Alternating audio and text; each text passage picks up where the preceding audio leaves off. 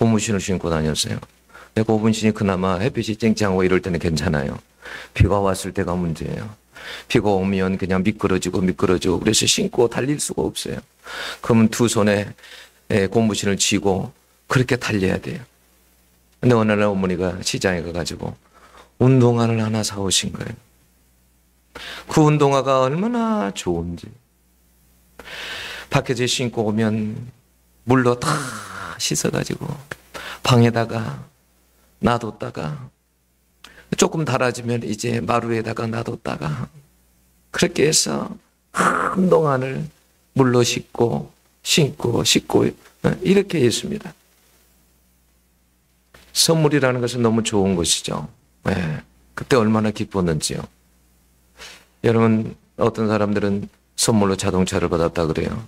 어떤 사람들은 선물로 아파트를 받았다고 그래요. 얼마나 좋겠습니까? 앞으로 여러분들에게 AI 로봇을 선물로 줄 수도 있습니다. 어디 어떤 영상에 보니까 그게 나오더라고요. AI 로봇이 침대에 누워 있는 거예요. 그러니까 집주인이 야, 청소해야지. 나 조금만 더 누워 있어야 돼. 나 쉬어야 돼. 이따가 일어날 거야. 로봇이 그러더라고요.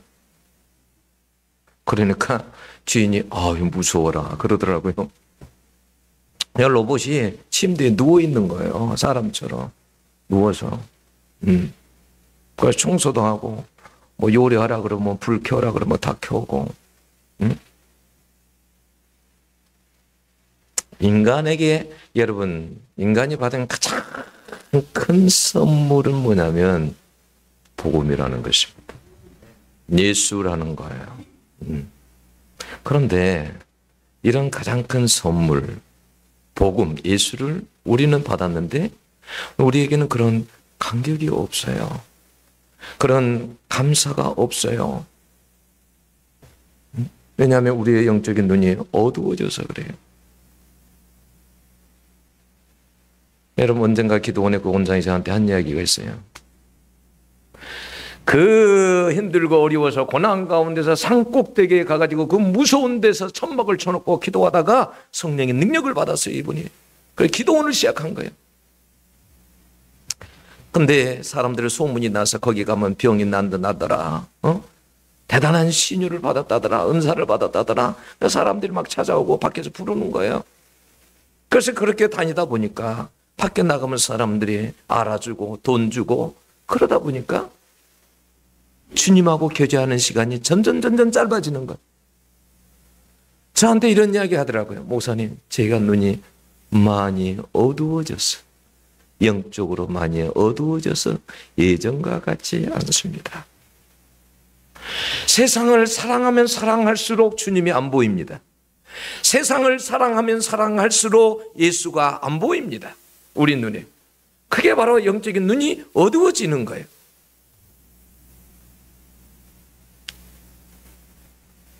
우리의 그 예수를 만난 복음을 만난 그 간격은요 오래 안 갑니다. 그게 여러분 갈라디아 교인들이에요. 갈라디아 교인들이 그랬습니다. 그래서 갈라디아 교인들은 바울로부터 복음을 들었음에도 불구하고 그들은 다른 복음을 찾았어요. 나를 살리는 복음, 그 복음을 찾았어요. 그들은 복음을 모르기에 다시 율법으로 되돌아갔습니다. 여러분, 왜 복음입니까? 바울 사도가 말했던 것처럼 여러분 다른 복음이 없기 때문에 그래요. 갈라디아서 1장 7절을 보면 다른 복음은 없나니 그랬어요. 영원한 생명을 주고 구원을 주는 복음은 여러분 예수밖에 없습니다. 그런데 여러분 왜 다시 복음으로입니까? 우리가 그 가치를 잃어버렸기 때문에 그래요. 그 가치를 모르는 것입니다. 예수님이 내 옆에 있어도 예수님의 가치를 모릅니다. 말씀이 내 옆에 있어도 말씀의 가치를 모릅니다. 복음이 내 옆에 있어도 복음의 가치를 모릅니다. 우리가 복음으로 살지 않기 때문에 그렇습니다. 우리가 다른 것을 붙잡고 살기 때문입니다. 여러분 예수님 때부터 지금 때까지 여러분 복음이 여러분 개인을 공동체를 한 여러분 사회 전체를 세계를 다 바꾼 것이 복음입니다. 복음의 능력을 아세요? 죄인만 바꾼 것이 아닙니다. 나라를 바꾸고 세계를 바꾼 것이 복음입니다. 그래서 우리는 뭐냐면 다시 복음으로 되돌아가야 한다는 것입니다. 여러분, 복음만이 살리는 힘이 있습니다. 제가 전도법관에 가서 주한교회 다니시는 최정순 집사님이라는 분을 만났어요. 차에서 같이 타고 오다가 그분이 간증을 하시는 거예요. 자기 간증. 그래서 허락받고 간증하는 거예요. 이거 그분 거 들려드린 거예요. 뭐 그분이 예수 믿기 전에 금방인가 뭐 이런 것을 운영을 했었대요, 가게를.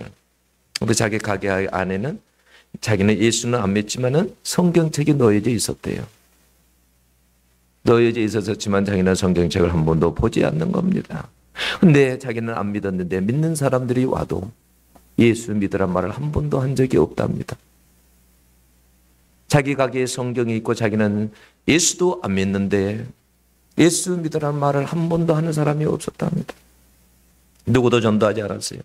근데 어느 날 너무나 궁금해서 성경책을 한번 착 펼쳤습니다. 그런데 누가복음 16장 19장 나사로와 부자 이야기가 나오는 거예요.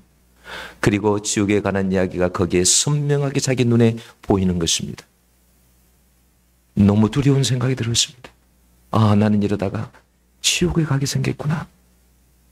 그래서 아는 이에게 전화를 해서 나 지옥 가기 싫어. 나 좀 교회 좀 데리고 가.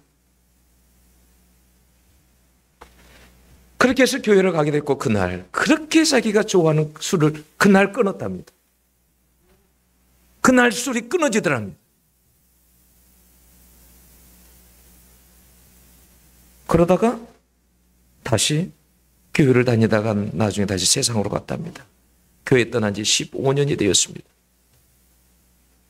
자기 친한 언니 무당이 있었는데 그 무당 언니 따라다니면서 굿도 하고 천도제도 하고, 천도제가 뭐냐면 죽은 사람의 넋을 유로해가지고 저승으로 인도하기 위해서 하는 그런 제사를 이야기하는 거예요. 하나님이 원하는 방향하고 전혀 다른 방향으로 가는 것입니다. 그러다가 강경하고 왔습니다. 직장을 다닐 수도 없고 아무것도 할 수 없게 되었습니다. 너무나도 죽고 싶고 고통스럽고, 그런데 그 건물에, 자기가 사는 건물에 사는 집사님이 계셨는데 자기를 3년 동안 전도를 했답니다.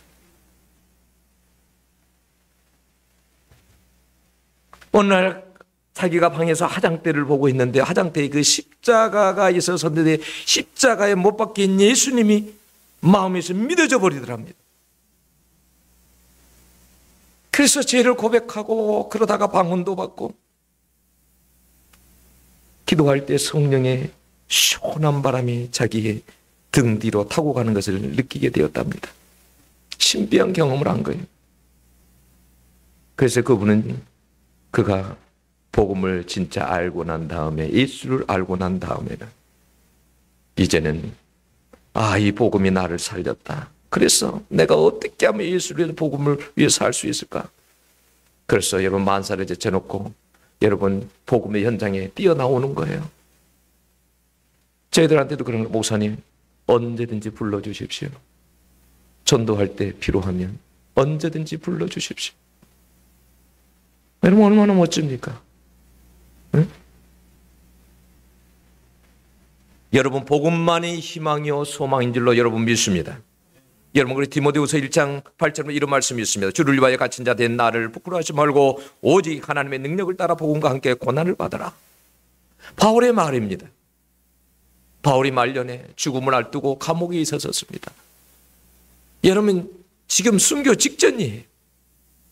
지금 그 시대가 어떤 시대냐면 그 시대 사람들은 지금 환난과 핍박을 당하고 있는 시대예요. 예수 믿는다는 것 때문에, 복음 때문에 핍박을 당하는 시대예요. 고난을 받는 시대예요.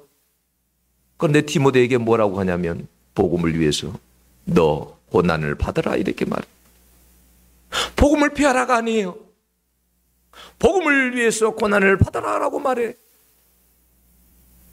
바울 사도가 감옥에서 2차 전도 때 마지막 그 순간에 하는 말이 자기 사랑하는 제자에게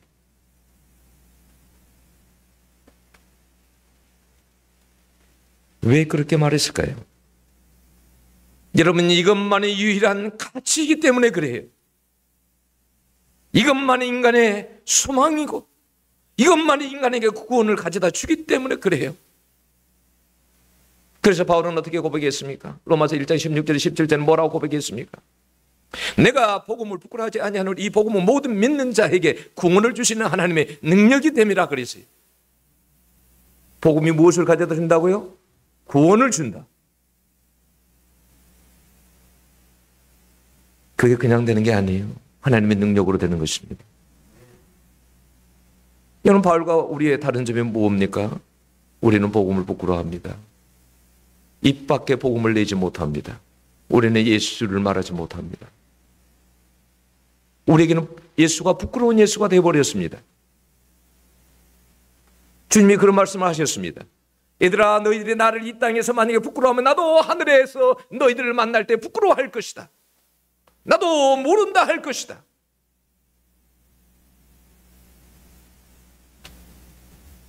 바울은 여러분 복음을 전혀 부끄러워하지 않았습니다. 어떤 상황 속에서도. 32절 오늘 본문에 죽은 자들의 부활에 대해서 바울이 이야기하죠. 설교합니다.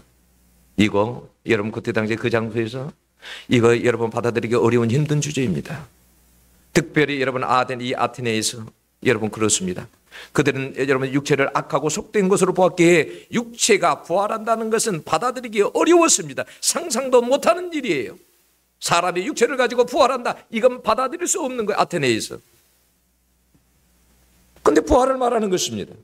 여러분 아테네는 여러분 지성의 도시요 철학의 도시요 에피쿠르스 스토아파 사람들 아까 봤잖아요. 많은 사람들 아리스토텔레스 뭐 플라톤 누구 철학자들 질비한 철학자들이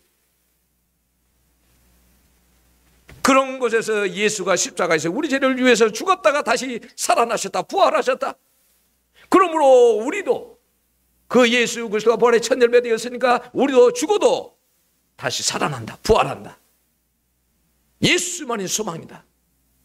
그걸 전한 거예요. 여러분 그거 어떻게 이 부활한다는 예수의 부활을 여러분 그렇게 이런 확신을 가지고 어떻게 전할 수 있었을까요? 그가 부활한 예수를 만났기 때문에 그래요.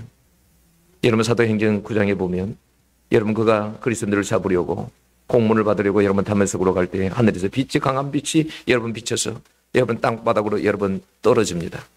그리고 소리를 듣습니다. 사울아 사울아 왜 너는 나를 비판하느냐? 주여 니시오니까 나는 너가 비판하는 예수다. 그때 부활한 예수를 만나요. 이 여러분 음성을 듣고 그의 인생을 송두리째 그 인생은 완전히 바뀌어집니다.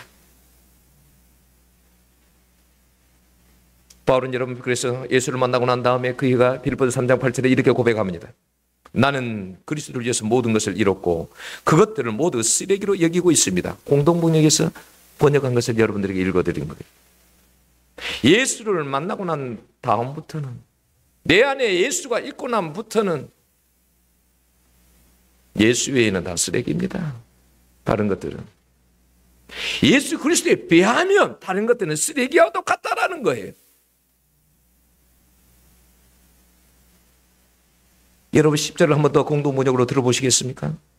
내가 바라는 것은 그리스도를 알고 그리스도의 부활의 능력을 깨닫고 그리스도와 고난을 같이 나누고 그리스도와 죽는 것입니다. 그래서 내가 예수를 알고 그 복음을 위해서 내가 그 부활의 능력을 내가 알았으니 내가 그것을 위해서 전하다가 내가 마땅히 고난을 받고 내가 그리스도와 함께 죽을 것입니다. 얼마나 멋있습니까?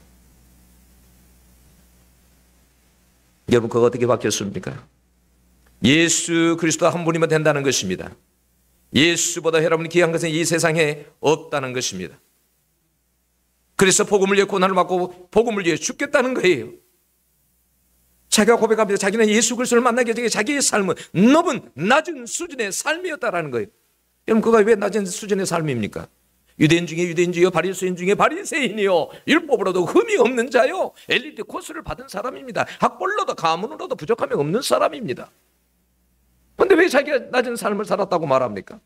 세상에서 보면 성공한 사람입니다.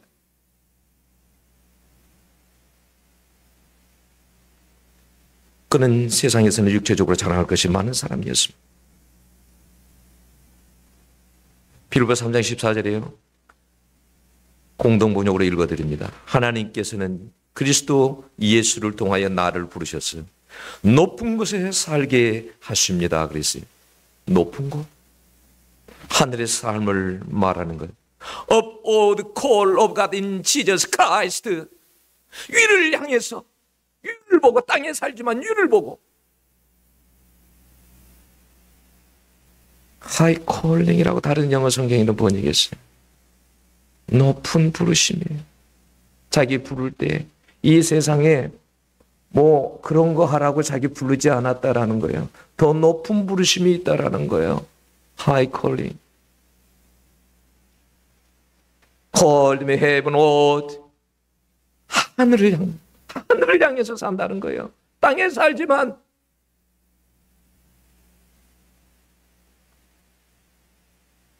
여러분, 이 세상에서 아무리 성공한다고 해도 예수 없는 성공은 낮은 삶에 불과합니다.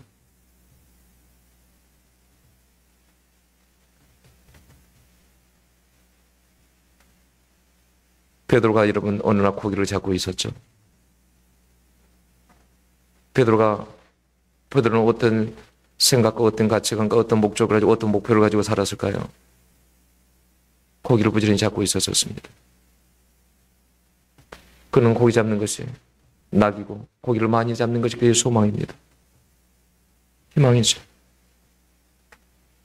고기를 많이 잡아서 배를 몇 채 사고 더 많은 고기를 잡아서 사업을 확장하고. 그런데 주님이 뭐라고 했습니까? 내가 너를 고기 잡는 어부가 아니라 사람 낚는 어부로 내가 너를 부를 것이다. 너는 사람을 낚되 온 세계에 나가서 사람을 낚아라. 주님은 낮은 곳에 베드로가 살기를 원치 않았습니다. 하늘을 향해서 살기를 원했습니다. 하늘을 바라보고 살기를 원했습니다. 높은 곳에 사시기를 축원합니다. 예수를 위해서 복음을 위해 사시기를 축원합니다. 이것이 여러분 하나님이 원하는 삶입니다.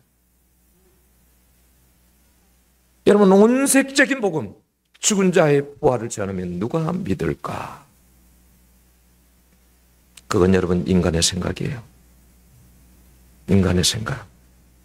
이 아테네에서 새로운 것을 추구하며 인간의 가치를 두면서 인간이 어떻게 하면 행복하게 살 수 있을까? 이런 것을 연구하는 사람들에게, 부활이 없다고 하는 사람들에게 이게 무슨 이걸 전한다고 믿을 수 있을까? 여러분 우리는 성경 한번 찾아봅시다. 고린도전서 1장 18절에서 21절입니다. 고린도전서 1장 18절에서 18절 한번 보시겠습니다. 18절 같이 읽겠습니다. 찾으셨습니까? 읽겠습니다. 십자가의 도가 멸망하는 자들에게는 미련한 것이요 구원을 얻는 우리에게는 하나님의 능력이 됩니다. 21절 읽어봅시다. 하나님의 지혜에 있어서는 이 세상이 자기 지혜로 하나님을 알지 못하므로 하나님께서 전도에 미련한 것으로 믿는 자들을 구원하시기를 기뻐하였도다. 유대인들은 그렇게 말한다는 거예요. 22절에 유대인들은 표적을 구하고 유대인들은 표적을 원한다는 거예요. 당신이 표적을 보여주면 믿겠습니다. 헬라인들은 여러분 지혜를 찾았습니다. 당신이 만약에 최고의 지혜를 가지고 있다고 한다면 당신을 따르겠습니다. 믿겠습니다. 그러나 이런 복음은 그렇게 해서 증거되는 것이 아니라는 거예요. 하나님께서 전도에 미련한 것으로 십자가를 통해서, 십자가의 복음을 통해서 사람이 구원을 받는다는 거. 왜요? 하나님은 인간의 지식과 어떤 경험과 지혜를 가지고 구원을 못 받게 하셨습니다. 하나님은 이 십자가의 복음이 전도에 미련한 것을 통해서 하나님은 거기에 능력을 부어주시기를 원했습니다. 세상 사람들이 미련하게 보이는 그 십자가 예수를 전할 때 하나님의 능력이 임해서 사람을 구원을 얻게 하신다는 거예요.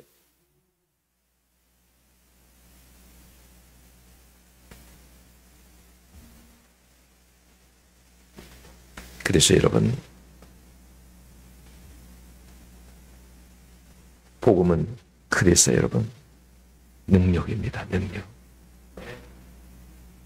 그렇기에 여러분 우리가 여러분 믿던 안 믿던 여러분 전해야 되는 거예요.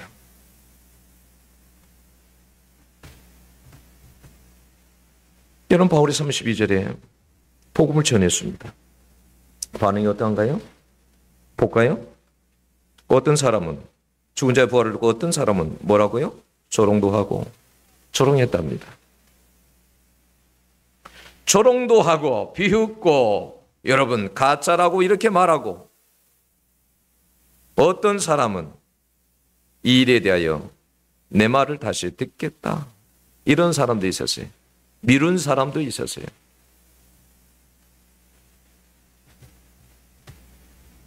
그런데 이러면 34절 보면 몇 사람이 믿었다고 했습니다. 디오누시오와 다마리라 하는 여자가 믿었다고 했어요. 그리고 다른 사람들도 있었다라고 했어요. 다른 사람들이 누굴까요? 성경에 잘 안 나오죠. 그런데 여러분, 고린도전서 16장 15절 보면 이런 말씀이 있습니다. 스데바나의 집은 곧 아가의 첫 열매요. 아가야는 여러분 이 아덴과 고린도를 포함한 전체 이 지역을 이게 아가야 지방이에요. 아가야 지방에 그러니까 고린도도 있고 여러분 아덴도 있고 그러는 거예요. 그런데 여기에 뭐라고 그래요? 아가의 첫 열매다 그랬죠. 스데바나의 집이 첫 열매. 그럼 바울이 여러분 가서 여러분 첫째 여러분 갔을 때가 아덴 그 아가야 지방에 갔을 때가 아덴 간 거잖아요. 그죠? 아덴에서 복음을 받았다는 말이에요. 근데 이 스데바나는 어디 사람이냐면 여러분 고린도 사람이에요. 아덴에 갔다가 바울이 복음을 전할 때 거기서 들은 거예요. 그래서 믿게 된 거예요.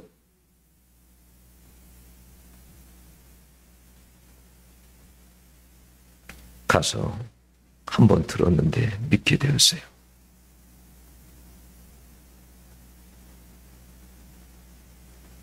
여러분 나중에 바울은 여러분 18장에서 보면 아덴에서 고린도로 갑니다. 저는 그때 고린도로 갈 때 이 스데바나가 그 고향이 자기가 고린도이기 때문에 아마 고나지 않았을까. 바울 선생님 갑시다 고린도로. 우리 고린도 얼마나 우상이 많은지 얼마나 음란한 도시인지 복음 필요합니다. 가시죠. 그래서 가지 않았을까. 한 사람 때문에 고린도에 많은 교회들이 세워지게 됩니다. 여러분 복음에는 생명력이 있어요. 여러분 아테네가 있는 지금의 그리스도인들이 기독교인들이 여러분 98%라는 것을 아세요? 그때는 믿는 사람이 없었습니다. 바울이 복음을 전할 때에. 그잖아요. 근데 지금의 그리스도인은 98%가 기독교인들이에요.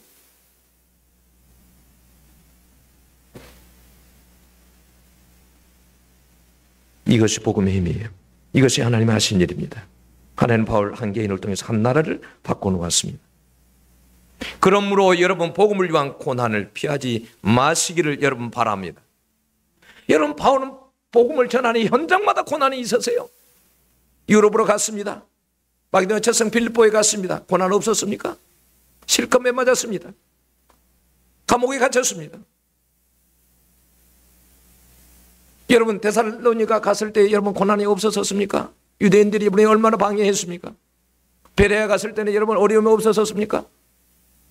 여러분 베레아에서 이 아테네까지 올 때 여러분 얼마나 먼지 아세요? 키로수가 한 135, 140km 될 겁니다. 그럼 맨날 며칠을 걸어서 왔다는 거 아니에요? 응? 그 예수 복음을 전하기 위해서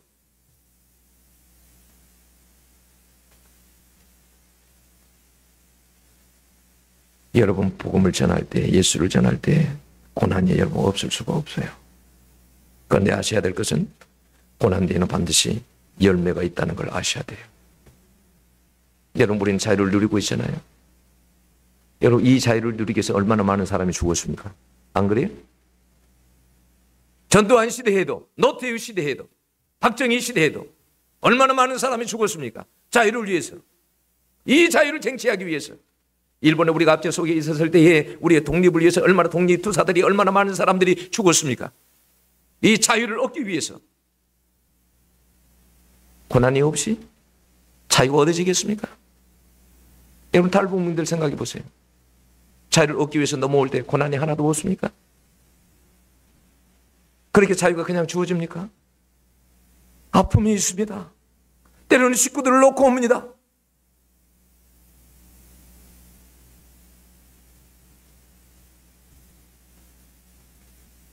우리는 이런 사실을 여러분 아셔야 돼요. 예수님도 우리를 여러분 죄에서 자유를 주시려고 십자가에서 모든 고난을 여러분 다 받으셨습니다. 예수님이 여러분 십자가에 죽으실 때 여러분 생각해 보세요. 피를 흘리고 조롱받고 침뱉음 당하고 창에 찔리고 그렇게 죽어가면서 우리에게 죄에서 자유함을 주신 거예요. 그래서 갈라디아서 5장 1절에서는 뭐라고 합니까? 이 그리스도께서 우리로 자유케 하려고 자유를 주셨으니 그러므로 굳게 서서 다시는 종의 멍에를 매지 말라라고 했어요. 그 자유가 너무 소중하기 때문에 예수 그리스도가 이 자유를 주시려고 어떻게 죽었는데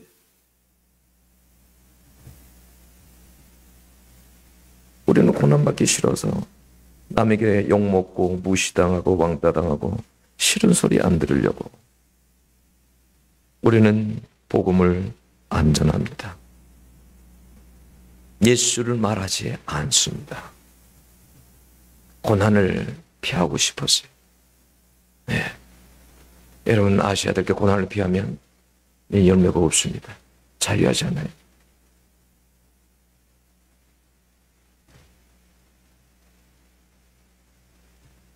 여러분 어떻게 사단에게 붙잡혀 있는 저 인간에게 자유가 주어질 수 있습니까?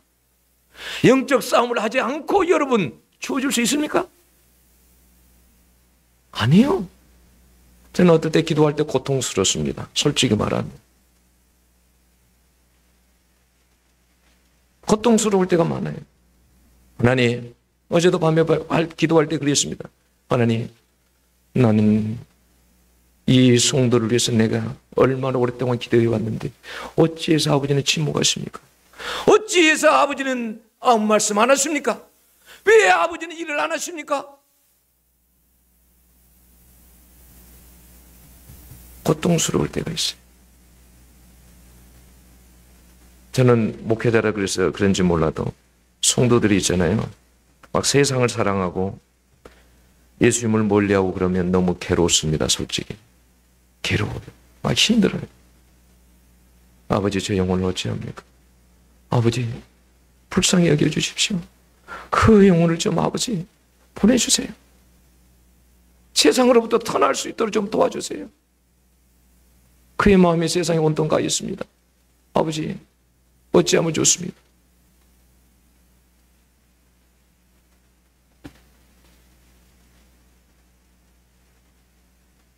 여러분, 바울은 얼마나 뛰어난 사람입니까? 그죠? 그런데 아덴에서 몇 사람 믿었을 뿐, 여러분 거기서 교회도 세우지 못하기에 실패가 아닌가? 아닙니다. 여러분 복음에는 실패가 없습니다. 복음을 전하지 않는 것이 실패입니다. 저는 전도 뽑발에 가가지고 전도 뽑발 훈련이 끝나면 와서 이제 전도하는 거예요. 현장에서. 어린 아이들을 놓고 막 전도를 하는 거예요. 그럼 어떤 사람들 막 싫어합니다. 그래서 그 현장 사진 찍어서 좀 올리려고 그러면 오면은 사진 그거 다 지워주세요. 지우세요. 얼마나 싸나운지.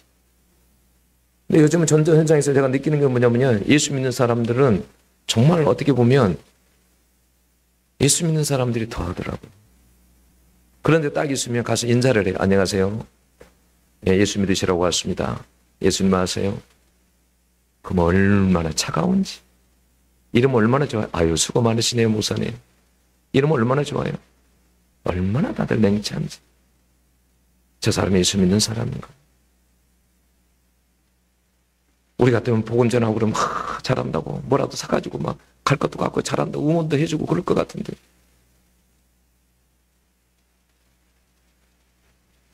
근데요 그 어린 아이들을 붙잡고 막 예수 복음을 전해요. 예수 복음. 저는요 이걸 알았어요. 나는 교회 안만 생각을 했었는데 교회 밖에 교회가 있더라고요. 거기서 막 모여서 일주일에 몇 번씩 모여서 그 아이들의 복음을 전하는 거예요. 예수 복음을 전하는 거예요. 예수 복음. 아이들에게. 아이들이 그 아이스크림 먹겠다고 과자 먹겠다고 와서 막 10분 5분 그 시간 동안에 복음을 듣는 거예요. 나중에 그런 아이들 중에 싹이 나서 예수 믿는 사람이 있습니다. 그런 사람 중에 여러분 선교사가 나옵니다. 그런 사람 중에 목사가 나옵니다.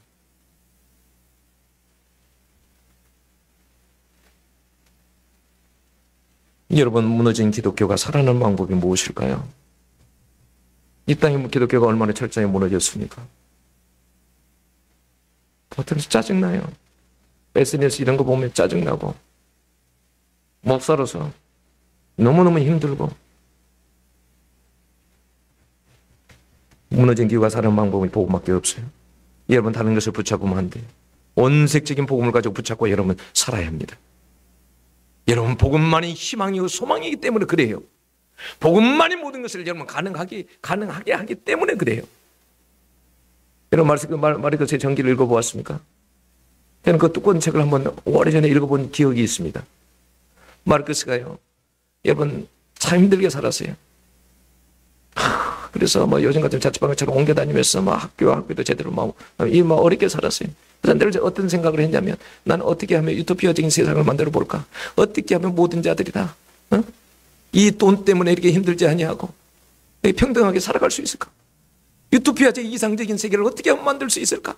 그래서 마르크스가 공산주의를 만든 거예요. 여러분 지금의 공산주의 안에 유토피아가 있습니까? 없습니다. 어떤 공산주의도 유토피아가 없어요. 중국에 가도 유토피아가 없고 여러분 러시아에 가도 없습니다. 그런데 여러분 사도행전 2장에 가면 여러분 마르크스가 그렇게 원하던 것이 사도행전 2장에 있어요. 복음을 받은 초대교회 사람들이, 예수를 안 사람들이 모여가지고 자기의 물건을 서로 나누었습니다. 재산과 소유를 자기들의 것을 가지고 나누어 쓰는 거예요. 그게 공산주의 아니에요? 마르크스가 원하는 그 공산주의 아닙니까? 아무도 하지 못하는 것을 여러분 복음이 가능케 한 거예요. 예수가 가능케 한 거예요.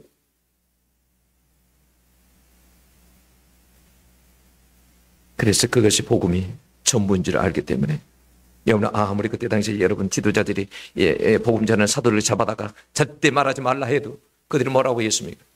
우리가 보고 들은 것을 말하지 아니할 수 없노라. 이 복음만이 생명을 살리고 이 복음만이 구원을 주기 때문에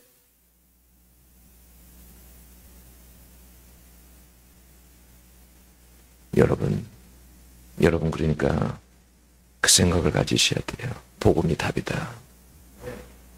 너무 고난을 너무 두려워하지 마세요. 복음을 전하셔야 됩니다. 입을 여셔야 됩니다. 제가 그랬죠. 성령 충만이라는 게 쉽게 이야기를 했잖아요. 옆주에. 복음을 전할 수 있을 정도로 기도가 돼가지고 내 속에서부터 그 복음이 나올 때 그게 성령 충만이라고 네? 말하셔야 돼요. 여러분 가족이 여러분 지옥에 가는 것을 여러분 원하세요? 지옥이 어떤 곳인지 아세요?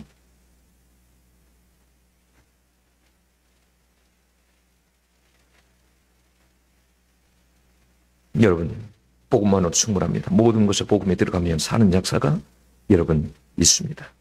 여러분 생각해 보세요. 니느웨 그 나라가 어떻게 살았습니까? 요나에게 하나님께서 니느웨에 가서 내가 말한 것을 전해라. 전해서 그들이 회개하고 여러분 복음 받고 여러분 살아난 거 아닙니까? 그 나라가? 여러분 어떻게 여러분 베데스다에 38년 된 병자가 어떻게 그 질병에서 여러분 어떻게 여러분 질병에서 고침을 받았습니까? 예수 때문에 아니에요? 여러분은 어떻게 사마리아 여인이 여러분 어떻게 해서 그가 어떻게 살아났습니까? 예수님 만나서 아니에요? 복음 만나서?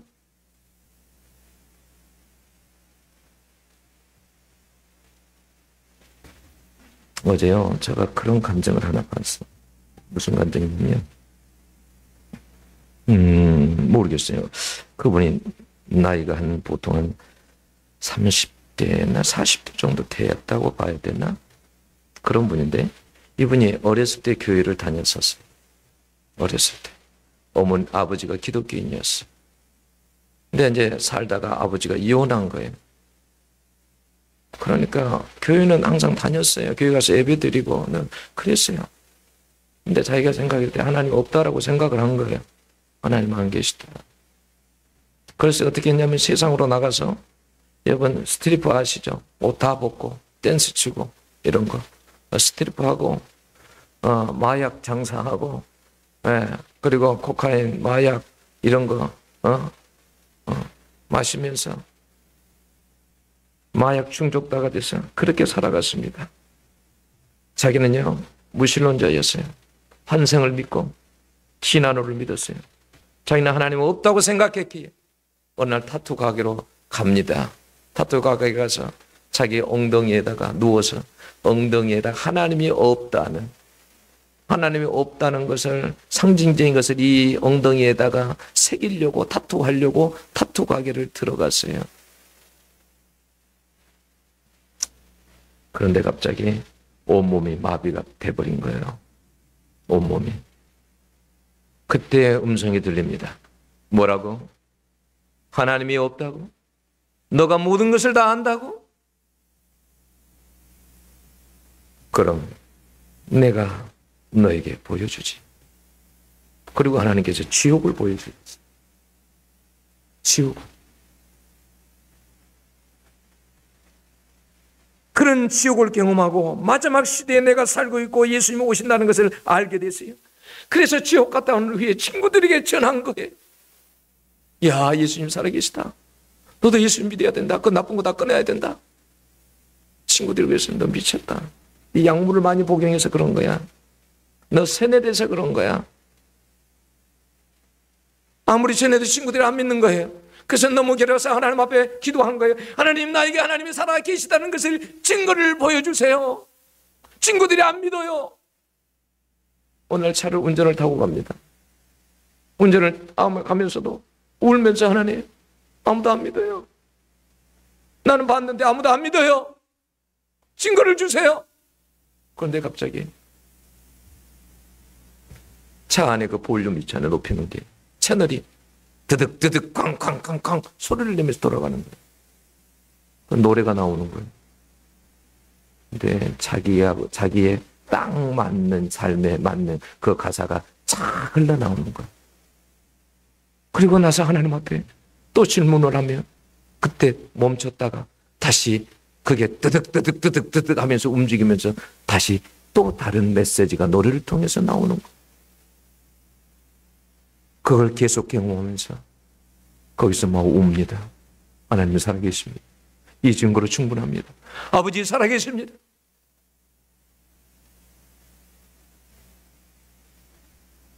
그가 놀랍니다. 차 안에서 오 마이 갓, 정말 하나님 살아계시네. 그래서 100% 하나님께 믿어주고 확신을 가지게 됩니다. 그래서 스트립 댄스 방탕생활을 다 그만두고 그가 전도지를 만들고 플랜카드를 만들어서 옛날에 자기가 다녔던 그 스트립 댄스 했던 그 클럽 앞에서 전도를 합니다. 예수 믿으라고. 예수님이 곧 오신다고. 사람들은 그 복음을 전하니까 발로 차고 때리고 침뱉고 음료수를 머리에다 갖다 부려버립니다.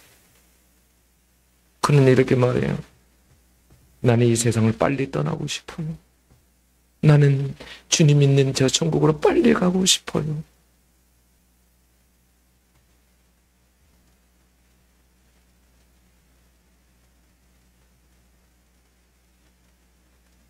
전도 폭발 갔을 때 한편으로 좀 창피함도 있었어요. 부목사들 한두 명 와 있고 60이 다 된 담임 목사가 거기서 있는 것이 대단히 불편했어요. 처음에. 근데 원래 사역들을 가지고 전도하는 사람이었거든요. 제가 복음을 모르겠습니다. 상당히 처음에는 불편했어요. 가서 앉아있기가. 4일 동안 가서 앉아있는 게 대단히 좀 불편했습니다. 내가 이 나이 들어가지고 여기 와서 앉아있어야 되나.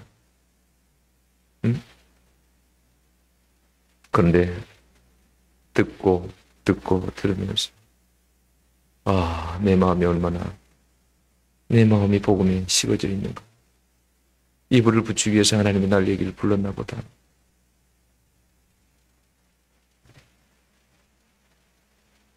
여러분 아까 오거나 말씀 들었죠. 문제는 뭐냐, 밖에 사람도 문제지만 교회 안에 들어와 있는 사람들이 더 문제인 거예요. 교회 안에 들어와 있는 사람들이 복음을 만나지 않았어요. 복음을 만났다면 그렇게 살 수가 없어요. 복음을 만났다면 세상을 그렇게 살아가고 살아갈 수가 없어요. 만약에 예수를 만났다면 그렇게 살 수가 없어요. 우리는 복음과 너무 멀어져서 살고 있습니다. 저는 제 자신을 볼 때 그게 너무 마음 아파요. 내 자신이 복음으로부터 너무 멀어진 게 가슴이 너무 아파요. 냉랭한 내 가슴이 너무 마음 아파요. 나는 일을 하려고 태어났는데 내 사명은 이것인데 내 나이는 점점 먹어가는데 나는 어찌하여 복음에 깨어나지 못하는가. 이게 나를 괴롭게 합니다. 너무 힘들게 합니다.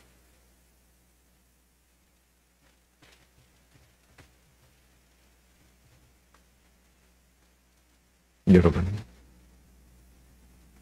정말 우리는 눈이 멀어도 너무 멀었습니다. 그리고 모르고 살아요. 모르고. 그리고 복음과 정반대로 살아가요. 관심이 복음에 있는 게 아니고 예수에 있는 것이 아니라 다른 데 관심이 가 있어요. 온갖 세상에 관심이 가 있어요. 주님이 부르면 끝인데 어제도 아는 분이 연락이 와요. 그 문자로 페이스북에 떴어요. 저 지방에 서울로 올라간다면서 교수인데 자기 후배가 교수인데 세상을 떴다고. 너무 아깝다고. 기억하셔야 돼요. 이게 저뿐만 아니라 여러분 마음의 긴막감을 가지셔야 돼요. 복음을 위해서 오직 예수를 위해서 살고자 하는 마음이 여러분 가운데 불붙기를 위해서 여러분 기도하셔야 돼요. 아덴에서 여러분 그 철학의 도시에서 외쳤던 그 바울, 많은 사람이 주께로 돌아오지 않았지. 몇 사람 돌아왔지만 그것이 오늘날 그리스도 90%를 그리스도인이 되게 만들었습니다. 여러분 선해야 됩니다. 다시 우리는 복음으로 다시 돌아가서 다시 여러분 복음으로 살아야 합니다. 복음만이 여러분 희망입니다. 여러분이 살 수 있는 게 복음이요. 이 교회가 살 수 있는 것이 복음이요. 이 사회가, 이 국가가 살 수 있는 것도 여러분 복음입니다. 복음으로 살아갈 수 있기를 축원합니다.